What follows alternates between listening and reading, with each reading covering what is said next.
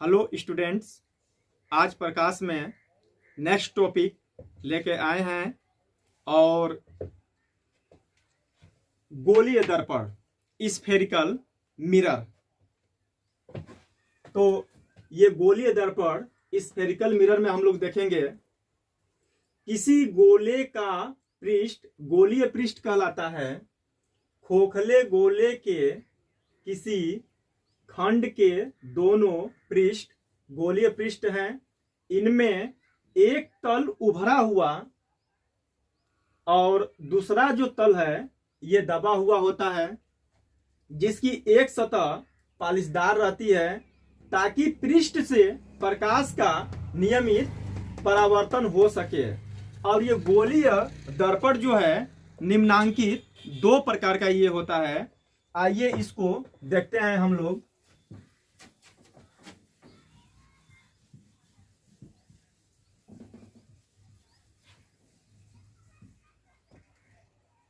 गोलीय दर्पण,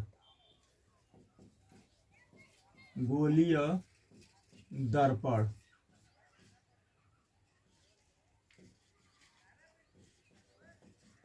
spherical mirrors.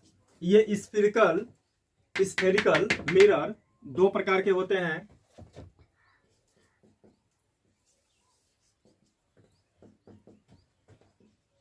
अवतल दर्पण,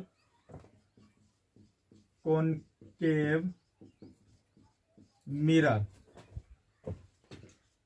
उत्तल दर्पण,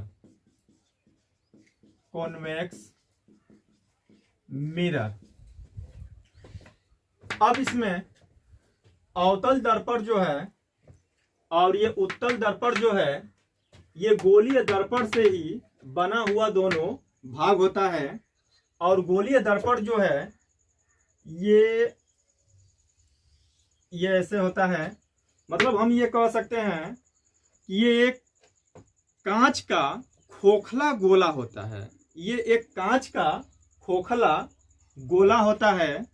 और ये जब खोखला गोला होता है तो इसमें अब क्या है कि ये वाला भाग और यहाँ से ये वाला भाग अगर दोनों का कट कर दिया जाए तो इसमें दो भाग मिलेगा। और इसमें जो इसका सतह है, जो पृष्ठ है, पृष्ठ भी दो प्रकार का होता है। एक पृष्ठ यहाँ पर हम ये देख रहे हैं ये दबा हुआ अंदर का, और ये जो पृष्ठ हम देख रहे हैं ये दबा हुआ है बाहर से। तो ये दबा हुआ ये पृष्ठ है और जिसको हम लोग शॉर्टकट में इसको कहते हैं अवतल। अवतल। और ये जो है उभरा हुआ,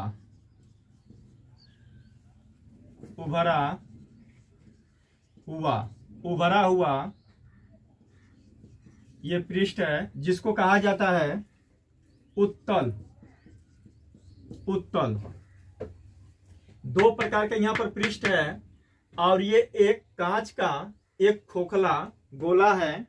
जैसे एकदम साफ एकदम देख लिया जाए फुटबॉल की भांति, जैसे फुटबॉल है वो रबड़ का है। अब यहाँ पर ये रबड़ का ना होके बल्कि ये कांच का है। तो इसमें अब क्या है कि जब ये एक खोखला जब गोला है तो गोला के अंदर अगर देखा जाए तो इसका एक केंद्र होगा और ये वाला जब केंद्र होगा तो अब यहाँ से टोटल यहाँ तक इसके किसी भी पॉइंट पर अगर इसको मिला दिया जाए केंद्र से ये वाला डिस्टेंस, तब ये इसका ये रेडियस हो जाएगा यहाँ पर गोला का। तब जाके इसको दो भाग में, इसको हम दो भाग में जब यहाँ पर ये काटेंगे और जब यहाँ पर ये दो भाग में जब काटेंगे तो एक भाग ये मिलेगा और एक भाग ये मिलेगा और दोनों भाग इसी खोखले गोले का पृष्ठ होगा। तब जाके एक भाग को जब यहाँ पर अगर लेके आया जाए तो ये वाला भाग कुछ इस प्रकार मिलेगा।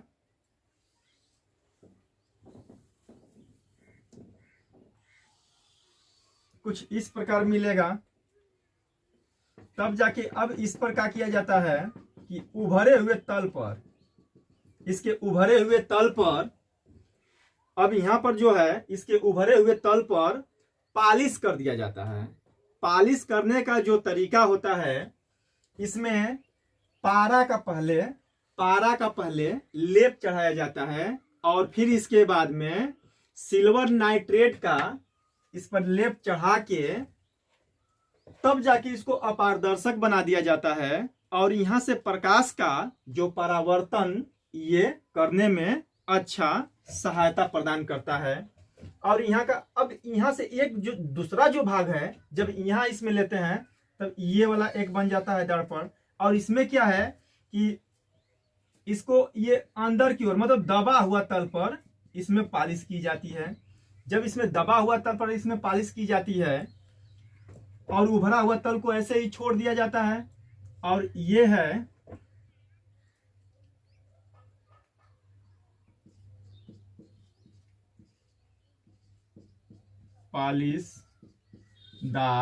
पालिशदार सतह। ये पालिशदार सतह है, या तो इसको हम कह सकते हैं कि ये कलई इसको कर दिया गया। अब इसमें क्या होता है कि अब इसके दबे हुए तल पर पालिश और उभरे हुए तल पर यदि प्रकाश की किरण को आपतित कराई जाती है तो इस प्रकार के दर्पण को उत्तल दर्पण कहते हैं, कॉन्वेक्स मिरर। यदि उभरे हुए तल पर कलई की जाए या इसको कहा जाएगा पालिश किया जाए और दबे हुए तल पर प्रकाश की किरण को आपतित करा के परावर्तन कराई जाए तब इस प्रकार का दर्पण अवतल दर्पण कहलाता है। और यहाँ पर भी प्रकाश की किरण उभरे हुए तल पर हम आपतित करा सकते हैं और यहाँ से ये परावर्तन होगा। तब जाके इस प्रकार यहाँ से दो प्रकार का दर्पण प्राप्त होता है, एक अवतल दर्पण और एक उत्तल दर्पण प्राप्त होता है। और ये दोनों दर्पण इसी खोखले गोले का ये भाग होता है। और जब ये खोखले गोले का ये दोनों जब ये भाग होता है तब जाके इसमें जो इसका केंद्र है, ये रेडियस है और बाकी सब जो इसमें जितना कंडीशन इस पर अप्लाई होगा वही कंडीशन इसमें भी अप्लाई होगा। क्योंकि इसको जब हम इधर ये बढ़ाएंगे तब ये वाला डायरेक्शन जाएगा, तब इसका इधर साइड में सब मिलेगा। और इसको अगर इधर साइड में अगर बढ़ाएं तो इसका इधर साइड में मिलेगा। अर्थात हम कह सकते हैं कि जो गोलीय पृष्ठ हम लिए हैं, अर्थात गोलीय दर्पण जो लिए हैं हम, अगर यहां से अगर देखा जाए तो सब इसका वक्रता केंद्र, वक्रता त्रिज्या, मुख्य फोकस, फोकस दूरी ठीक इस दर्पण के पीछे होगा, मतलब उत्तल दर्पण के पीछे होगा और अवतल दर्पण के ठीक ये सब आगे होगा, सम्मुख होगा। तो यहां से दो प्रकार का हम लोग दर्पण जान लिए। अब आगे हम लोग पढ़ते हैं गोलीय दर्पण से संबंधित परिभाषाएं।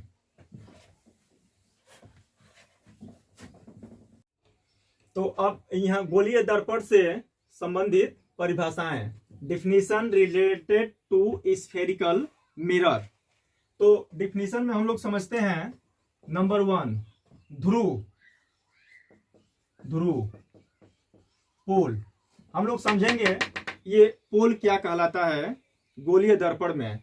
तो इसमें दर्पण के बारे में हम लोग समझ चुके हैं कि दो ठो दर्पण होता है, अवतल दर्पण और उत्तल दर्पण। तो यहां पर ये कॉनकेव मिरर अवतल दर्पण और ये कॉन्वेक्स मिरर। तो ध्रुव किसको कहते हैं? अब इसमें क्या है कि हम लोग पहले अवतल दर्पण को बताएंगे। ये अवतल दर्पण का ये चित्र है और इसके ठीक उभरे हुए तल पर हम पालिश कर दिए। और इसमें उत्तल दर्पण जो है ये, और इसके दबे हुए तल पर हम यहाँ पर ये पालिश कर दिए। अब इसमें होता क्या है कि ध्रुव ये पोल की जब बात आएगी तो गोलीय दर्पण जो यहाँ पर ये गोलीय दर्पण हम लिए हैं, तो गोलीय दर्पण के ठीक मध्य बिंदु इसका ये जो मध्य पॉइंट है, इधर से भी ये ऊपर होना चाहिए आधा और ये नीचे से भी आधा होना चाहिए, मध्य पॉइंट, यही क्या कहलाता है? पोल।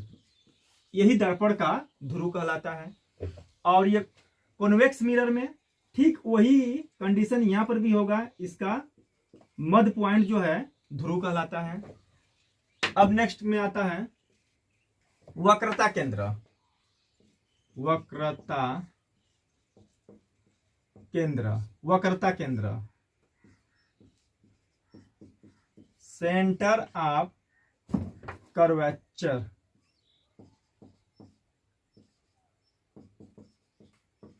Centre of curvature. अब यहां पर वक्रता केंद्र, अब समझेंगे हम लोग कि वक्रता केंद्र क्या कहलाता है। तो जिस खोखले गोले का ये गोलीय दर्पण है, ठीक उस खोखले गोले के केंद्र को इस गोलीय दर्पण के लिए वो वक्रता केंद्र बन जाता है। और यहां पर ये हो जाएगा वक्रता केंद्र, जिसको कैपिटल सी द्वारा व्यक्त करते हैं।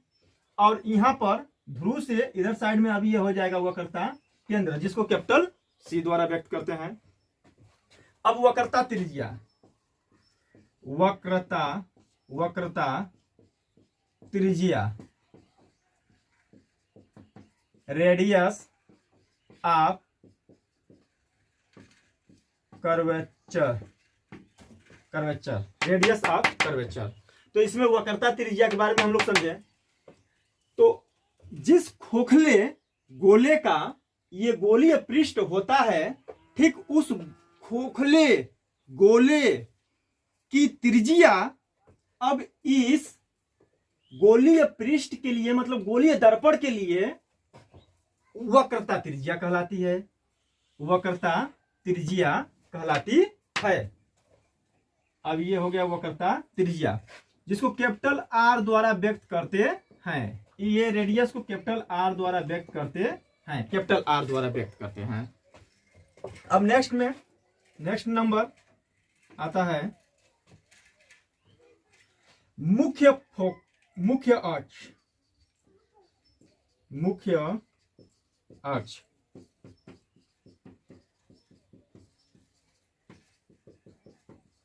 प्रिंसिपल एक्सिस, मुख्य अक्ष। अब मुख्य अक्ष जो है, एक चीज हम आप लोगों से बता देना चाहता हूं बच्चे लोग, कि ध्यान रहे कि अगर एक बिंदु होता है तो इसे अनंतों रेखाएं खींची जा सकती है। अगर 2 पॉइंट है तो इससे केवल एक रेखा खींची जा सकती है। अगर यहां पर अगर 3 पॉइंट है, 1 रेखा, 2 रेखा, 3 रेखा, केवल 3 रेखा खींची जा सकती है। अगर 4 पॉइंट है, 1 रेखा, 2 रेखा, 3 रेखा, 4 रेखा, 5 रेखा, 6 रेखा, 6 रेखाएं खींची जा सकती है। तो यहां पर केवल 2 बिंदुओं की बात करेंगे। यहां पर ये एक पॉइंट, ये एक पॉइंट, क्योंकि 2 बिंदुओं से केवल एक ही रेखा जा सकती है। इसीलिए मुख्य अक्ष की जब बात आएगी, प्रिंसिपल एक्सिस की जब बात आएगी, तो उस कंडीशन में हम कहेंगे कि गोलीय दर्पण के ध्रुव, मतलब पोल, और सेंटर ऑफ कर्वेचर, वक्रता केंद्र से होकर जाने वाली रेखा, स्ट्रेट लाइन को गोलीय दर्पण का मुख्य अक्ष कहेंगे। और ये मुख्य अक्ष, ये वाला एकदम स्ट्रेट लाइन जाएगा। अब ये कहलाएगा मुख्य अक्ष, ये मुख्य अक्ष होगा। और वही बात ये उत्तल दर्पण में भी हो जाएगा। अब ये हो जाएगा वक्रता केंद्र और ध्रुव से होकर जाने वाली रेखा को मुख्य अक्ष कहेंगे। मुख्य अक्ष ये कहलाता है। अब नंबर नेक्स्ट में देखते हैं,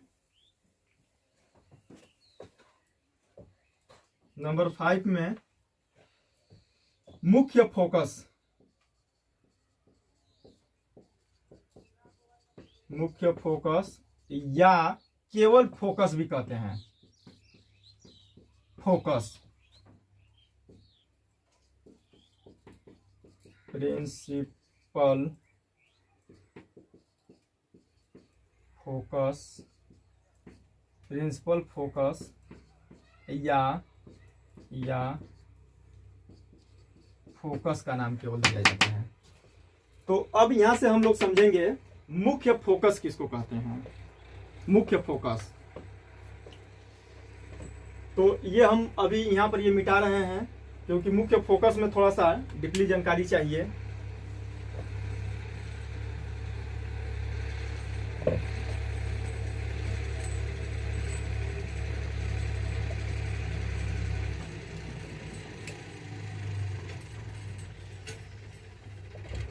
ये अवतल दर्पण और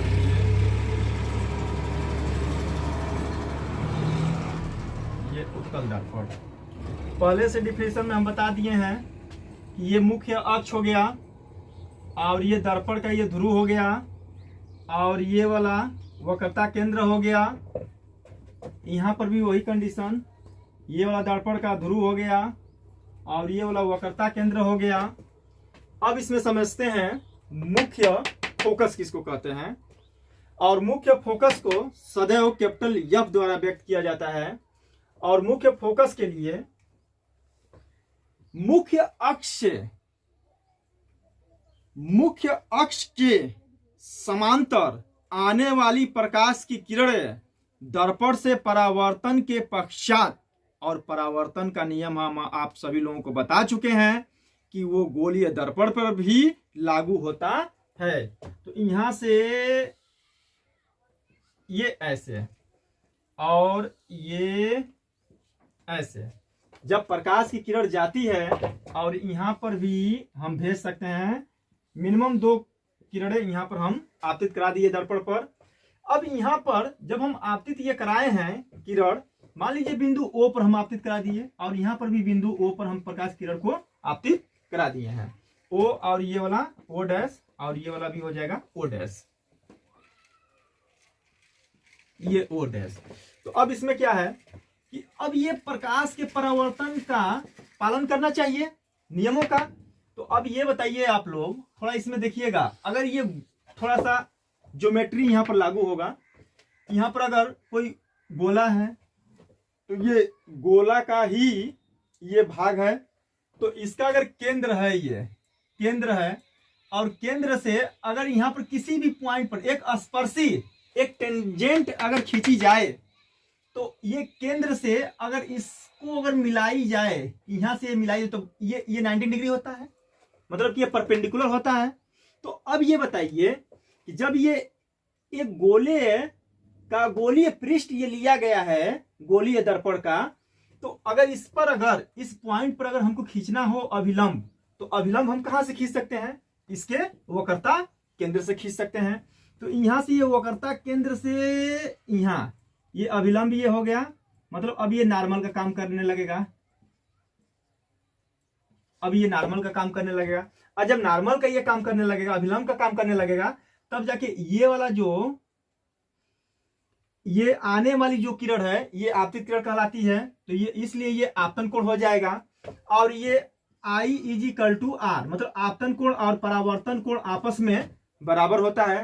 तो अब यहां से ये टकराने के पश्चात अब प्रकाश किरण ठीक एकदम मुख्य अक्ष को काटते हुए निकल जाएगी ये परावर्तन के पश्चात, तब जाके ये वाला एंगल जो होगा, अब ये परावर्तन कोण हो जाएगा रिफ्लेक्ट के बाद। अब यही जो कंडीशन यहां लागू हुआ है, अब वही कंडीशन यहां पर भी लागू होगा। अब इस पॉइंट से बिंदु O डैश से परावर्तन के पश्चात एकदम डायरेक्ट ऐसे प्रकाश की किरण निकल जाएगी।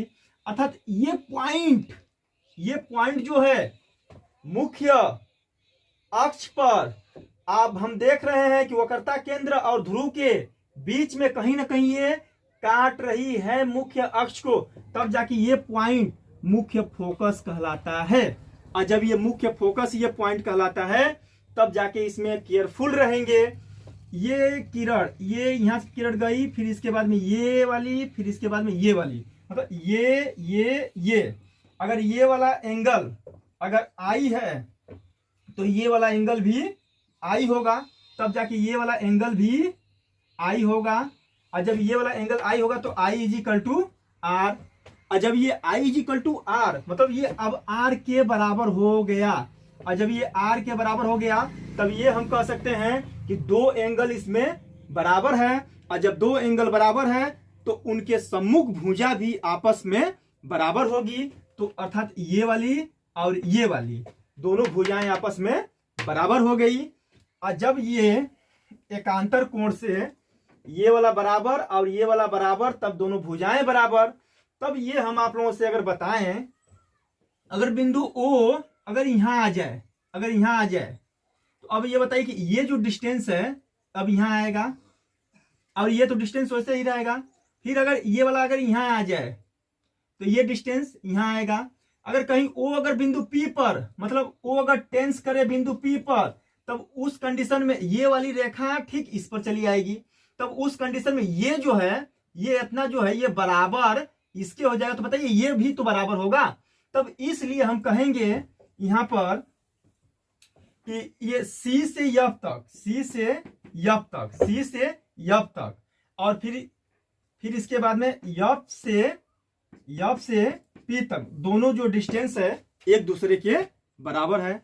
और जब दोनों एक दूसरे की यदि बराबर है तब जाके यहां से हम ये कह सकते हैं कि मुख्य फोकस, जो मुख्य फोकस है वक्रता केंद्र और ध्रुव के ठीक एकदम बीचों बीच है। ये डिस्टेंस और ये डिस्टेंस दोनों आपस में बराबर है। जो नियम इस पर लागू हुआ है वही कंडीशन हम लोग उत्तल दर्पण में भी कराएंगे। अब ये सब प्रकाश आने वाली प्रकाश है जो आपतित हम करा दिए।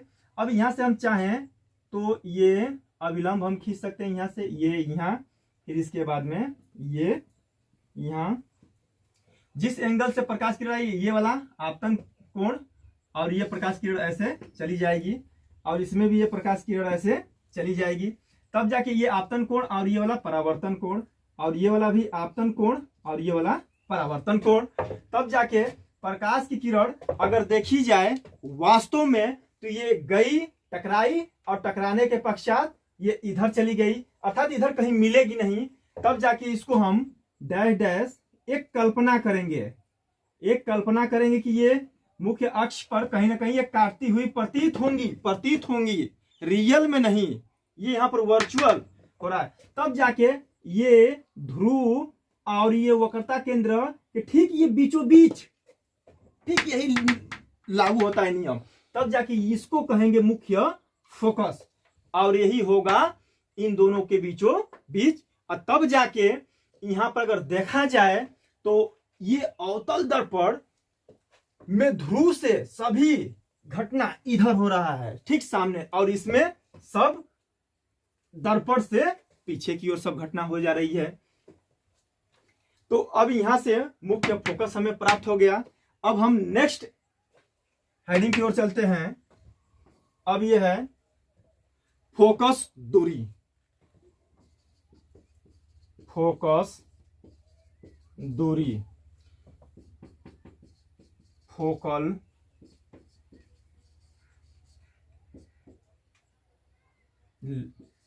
लेंथ, फोकल लेंथ, फोकस दूरी। फोकस दूरी के बारे में समझेंगे हम लोग।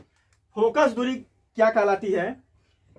गोलीय दर्पण में गोलीय दर्पण के ध्रुव और मुख्य फोकस के बीच की दूरी फोकस दूरी कहलाती है। और फोकस दूरी को सदैव स्मॉल एफ द्वारा व्यक्त किया जाता है। क्या चीज द्वारा?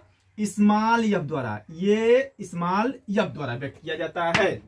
और ये यहां पर अगर देखा जाए तो ये ध्रुव और ये मुख्य फोकस, इनके बीच की डिस्टेंस यही कहलाती है फोकस दूरी, जिसको स्मॉल एफ द्वारा व्यक्त किया जाता है। और एक चीज यहां पर देखिएगा, रिलेशन कितना बढ़िया मिल रहा है। एक चीज, ये मुख्य फोकस दूरी यहां पर हो गया, और ये वक्रता केंद्र और ये ध्रुव के बीच की दूरी ये क्या कहलाती है? वक्रता त्रिज्या। हम पहले ही जान चुके हैं। तो इसमें देखिएगा ये दोनों डिस्टेंस, ये यहां से ये और ये दोनों बराबर है।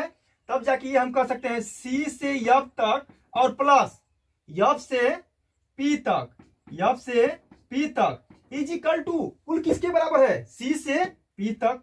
C से P तक ये डिस्टेंस बराबर है। और जब C से P तक ये अगर डिस्टेंस अगर बराबर है तो अब ये बताइए कि जब ये स्मॉल एफ ये डिस्टेंस है तो ये भी कितना होगा, ये भी तो स्मॉल एफ ही होगा, तब जाके ये small F plus small F, और ये सी से पी तक, सी से पी तक ये क्या है, कैपिटल आर, तब ये कैपिटल आर हो जाएगा। तब एफ और एफ मिलके ये हो जाएगा 2f is equal to capital R हो जाएगा। और तब जाके यहां से ये 2 को नीचे जब भेज दिया जाए तब F is equal to R by ये 2 हो जाएगा।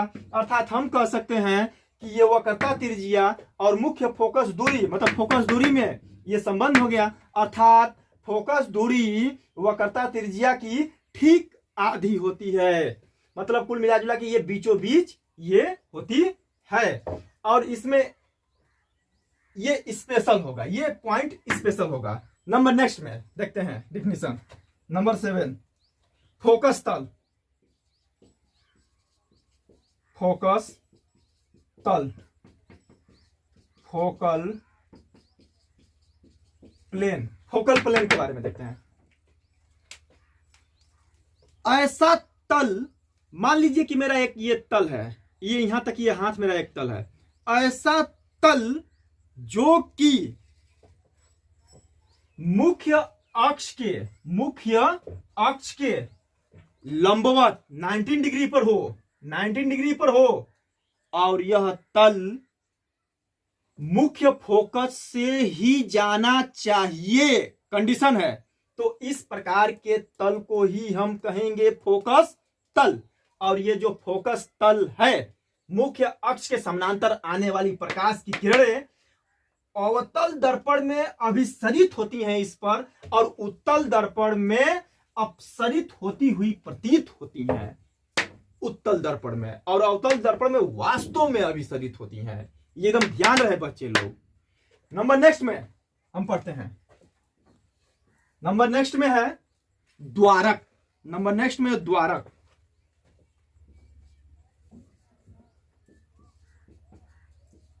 द्वारक, अपार्चर, द्वारक के बारे में हम लोग पढ़ते हैं। द्वारक क्या कहलाता है? ये जो गोलीय पृष्ठ हम जितना लिए हैं, ये जो गोलीय पृष्ठ हम जितना लिए हैं, ये सिरा और ये सिरा, इन दोनों को अगर ये मिला दिया जाए तो जो ये डिस्टेंस यहां से पूरा यहां तक ये है, ये टोटल ये जो है, जैसे देखिए ये वाला है, ये पूरा यहां से यहां तक जो है ये द्वारक ये कहलाएगा इसका। जैसे ये वाला पॉइंट, ये पूरा ये यहां से टोटल यहां तक ये इसका द्वारक हो गया। तो ये यहां तक इसका डिफिनीशन कंप्लीट हुआ। अब नंबर नेक्स्ट में हम लोग पढ़ते हैं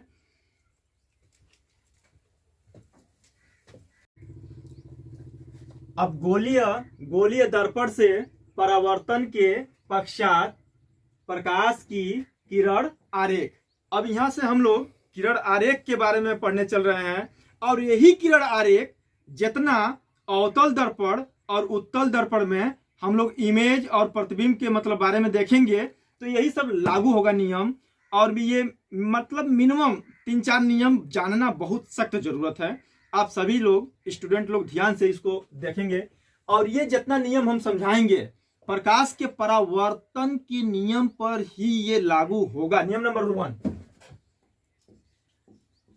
रूल नंबर 1 में समझेंगे,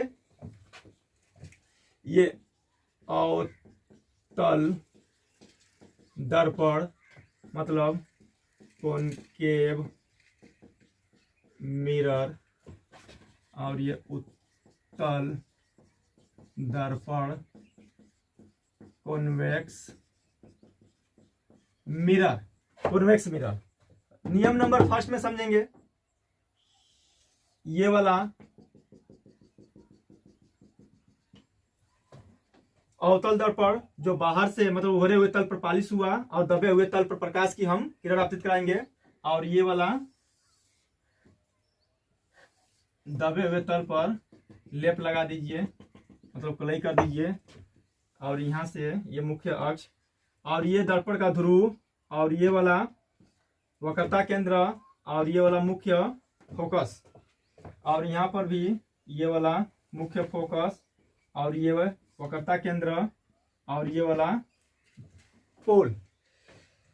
अब समझेंगे मुख्य अक्ष के समानांतर, मुख्य अक्ष के समानांतर आने वाली प्रकाश की किरण, मुख्य अक्ष के समानांतर आने वाली प्रकाश की किरण अब परावर्तन के नियम के अनुसार अगर देखी जाए, यहां से अगर हम ये अभिलंब अगर खींचे तब जाके ये नॉर्मल, तब ये आपतन कोण आई, और अब यहां से परावर्तन के पश्चात अब ये मुख्य फोकस से होते हुए निकल जाती है, रूल नंबर 1। और ये इसमें अगर देखा जाए तो मुख्य अक्ष के समानांतर आने वाली प्रकाश की किरण उत्तल दर्पण में, अब यहां से अगर ये वक्रता केंद्र की ओर अगर किरण आरेख अगर बढ़ाई जाए तब ये नॉर्मल का काम करेगा, तब जाके ये आपतन कोण आई, और यहीं से ये क्योंकि इधर पारिश किया गया तो इधर तो प्रकाश किरण जाएगी नहीं, तब यहां से परावर्तन के पश्चात ये डायरेक्शन उत्पन्न कर लेगी, चली जाएगी। अब ये वाला परावर्तन कोण, और तब जाके ये मुख्य फोकस से, इसके मुख्य फोकस से अपसरित होती हुई, मुख्य फोकस से अपसरित होती हुई प्रतीत होगी। तो ये रूल नंबर 1 है। नियम नंबर 1 में मुख्य अक्ष के समांतर आने वाली प्रकाश की किरण दर्पण से परावर्तन के पश्चात मुख्य फोकस से होते हुए निकल जाएगी या मुख्य फोकस से अपसरित होती हुई प्रतीत होगी। रूल नंबर 1 के तहत है ये। Rule number second, rule number second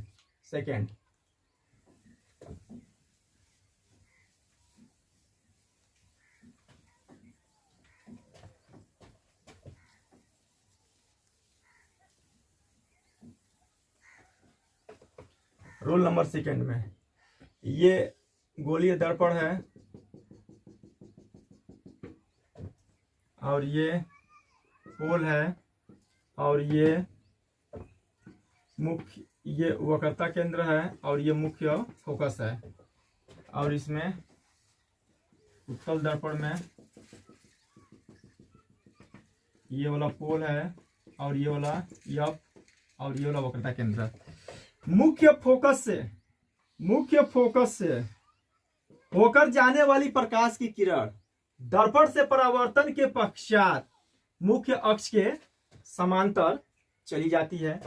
अगर ये नॉर्मल अगर प्रेजेंट यहां पर किया जाए तब ये आई आपतन कोण, अब ये हो जाएगा परावर्तन कोण, ठीक उसी का रिवर्स है, और इसमें कुछ नहीं है, उसी का रिवर्स है। अब इसमें अगर देखा जाए तो मुख्य फोकस की ओर आती हुई प्रतीत होने वाली प्रकाश की किरण दर्पण से परावर्तन के पश्चात, मतलब उत्तल दर्पण से परावर्तन के पश्चात मुख्य अक्ष के समांतर हो जाती हैं। प्रकाश के परावर्तन का भी नियम यहां पर लागू होगा। रूल नंबर 2 के अंतर्गत ये है। लेकिन इसमें ध्यान रहे बच्चे लोग कि उत्तल दर्पण में सदैव ये डैश डैश जो हम प्रकाश किरण, ये काल्पनिक है, ये हम बढ़ा रहे हैं आगे, तो ये आभासी, मतलब एक आभास कर रहे हैं, एक कल्पना कर रहे हैं, और इसमें सब वास्तव में हो रही है। रूल नंबर 3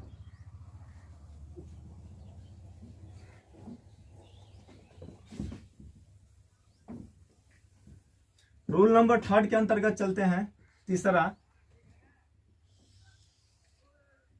ये अवतल दर्पण, ये वाला पोल है और ये वक्रता केंद्र और ये मुख्य फोकस, और ये उत्तल दर्पण बनाते हैं। दबे हुए तल पर ये पालिश हो गया और ये ध्रुव हो गया पोल, और ये वाला वक्रता केंद्र और ये मुख्य फोकस। अब यहाँ पर ध्यान रहे, ये वक्रता केंद्र से होकर जाने वाली प्रकाश की किरण, वक्रता केंद्र से होकर जाने वाली प्रकाश की किरण दर्पण पर परावर्तन के पश्चात अपने ही मार्ग में वापस लौट जाती है, अपने ही मार्ग में वापस लौट जाती है। यदि इस पर उत्तल दर्पण में अगर देखा जाए तो ये वक्रता केंद्र की ओर आती हुई प्रतीत होने वाली प्रकाश की किरण दर्पण से परावर्तन के पश्चात अपने ही मार्ग में वापस लौट जाती है। ये ऐसा क्यों होता है? क्योंकि प्रकाश की किरण वक्रता केंद्र से जा रही है, इसलिए इस पर अगर एक स्पर्शी अगर खींची जाए, एक स्पर्शी अगर खींचा जाए या तो एक तल रखा जाए तो ये 19 डिग्री पर जाके ये टकराएगी और जब ये 19 डिग्री पर जाके टकराएगी तब उस कंडीशन में ये आपतन कोण और परावर्तन कोण इजिकल टू 0 होगा। अर्थात अभिलंब के साथ जो बना हुआ एंगल है ये 0 होगा। अर्थात जाने वाली प्रकाश की किरण का पथ और आने वाली प्रकाश की किरण का पथ परावर्तन के पश्चात एक ही हो जाएगा। नियम नंबर 4, नियम नंबर 4 में समझेंगे। नियम नंबर 4 में यदि प्रकाश की किरण गोलीय दर्पण के ध्रुव पर आपतित कराई जाए तो अब यहां से ये वाला जो अब नॉर्मल का काम करने लगेगा, अभिलंब का काम करने लगेगा। और जब ये अभिलंब का काम करने लगा तो ये वाला आपतन कोण और ये वाला परावर्तन कोण हो जाएगा आर। अर्थात हम इस पर तिरछा प्रकाश की किरण यदि हम आपतित कराएंगे ध्रुव पर तो ये तिरछा ही परावर्तन के पश्चात निकल जाएगी। और वही कंडीशन यहाँ पर होगा।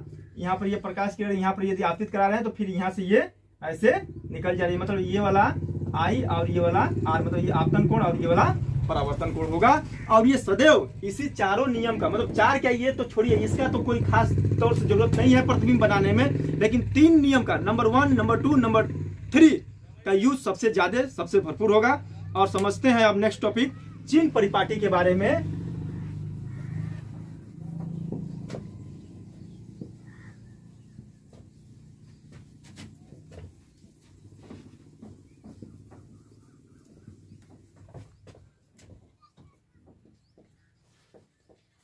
चिन्ह परिपाटी।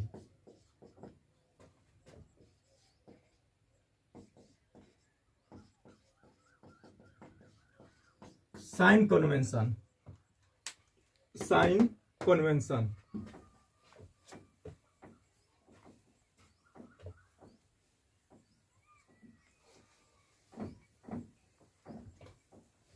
पहले हम लोग समझेंगे कार्तीय परिपाटी के बारे में। आप सभी लोगों को ये पता होगा कि ये जो है ये वाला एक्स एक्सिस और ये वाला वाई एक्सिस और ये एक्स डैश और ये वाई डैश। और जब ये इतना है, अब ये जो पॉइंट है इसको कहा जाता है मूल बिंदु। अब इसको मूल बिंदु कहा जाता है। और अब यहाँ पर जब इसको मूल बिंदु कहा जाता है तब जाके ये वाला इसका नाम दिया जाता है, क्योंकि ये एक वैज्ञानिक दिए थे नाम, ये कार्तीय अब इसको कहेंगे परिपाटी। ये कार्तीय परिपाटी। अब इसमें क्या है कि जो इन्होंने समझाए थे, कार्तिक साहब जो समझाए थे, कहे थे गणितज्ञ कि अगर ये मूल बिंदु से अगर इधर अगर चला जाएगा तब ये पॉजिटिव, और इसके ठीक इसके अगर विपरीत चला जाएगा तब जाके ये नेगेटिव, और इसके ठीक इसके ऊपर जब चला जाएगा तब जाके ये पॉजिटिव होगा, और इसके ठीक ही अगर नीचे अगर चला जाए तब ये नेगेटिव हो जाएगा। अर्थात हम कह सकते हैं कि ये अगर इधर चला जाएगा, जब इधर चला जाएगा तब ये पॉजिटिव सदैव लेंगे, और इससे ठीक मूल बिंदु से अगर इधर आएंगे तो नेगेटिव। अगर ऊपर रहेंगे, आप कहीं भी ऊपर रहेंगे तो आपका पॉजिटिव, और नीचे रहेंगे तो नेगेटिव। तब जाके इसमें आप देखते हैं अवतल दर्पण और ये उत्तल दर्पण। अब अवतल दर्पण और उत्तल दर्पण में समझ लेते हैं। अब ये जो है अवतल दर्पण उभरे हुए तल पर ये पालिश हो गया, और उत्तल दर्पण में ये दबे हुए तल पर ये पालिश हो गया, ये दबे हुए तल पर ये पालिश हो गया। और यहाँ पर थोड़ा देखेंगे, इसको केयरफुल रहेंगे आप लोग। ये ध्रुव और ये वक्रता केंद्र और ये मुख्य फोकस, और इसमें ध्यान देंगे ये वाला ध्रुव और ये वाला ये फोकस और ये वाला वक्रता केंद्र हो गया।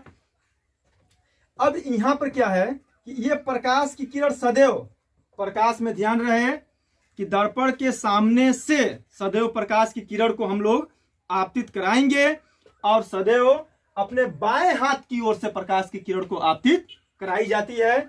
और ये रे ऑफ लाइट हो जाएगा, रे ऑफ ये लाइट। तो अब ये रे ऑफ लाइट का डायरेक्शन ध्यान देंगे। यदि एक चीज विशेष रूप से यहां पर सदैव आप लोगों को ध्यान देना होगा, जब रे ऑफ लाइट अगर बाएं ओर से आपतित करा रहे हैं तो सदैव डिस्टेंस को पोल से ही मेजरमेंट की जाती है, पर मतलब कि ये ध्रुव से, दर्पण के ध्रुव से ही मापा जाता है।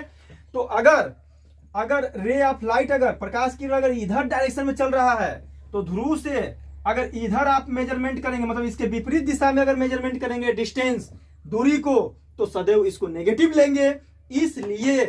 इसलिए इसका जो स्मॉल एफ है फोकस दूरी और ये वक्रता त्रिज्या, तब जाके ये मुख्य फोकस मतलब फोकस दूरी ये नेगेटिव होता है और वक्रता त्रिज्या जो है ये भी नेगेटिव होता है अवतल दर्पण की।